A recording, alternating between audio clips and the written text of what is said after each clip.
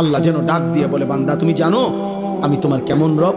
24 ঘন্টা তোমার অজান্তে, তুমি জানো না, বুঝো না, বলো নাই, আমি রব্বুল আলামিন এমন রব 24 ঘন্টা অস্তিত্বের প্রথম সেকেন্ড থেকে নিয়ে শেষ পর্যন্ত জীবনের সকল প্রয়োজন, জীবনের সকল আয়োজন, হৃদয়ের প্রতিটা স্পন্দন, নিঃশ্বাসের প্রতিটা নড়াচড়া, দেহের পুরা অঙ্গ প্রত্যঙ্গের নড়াচড়া আমি আল্লাহ যা ঠিক ঠিক মতো তোমার পৌঁছাচ্ছি, করে দিচ্ছি।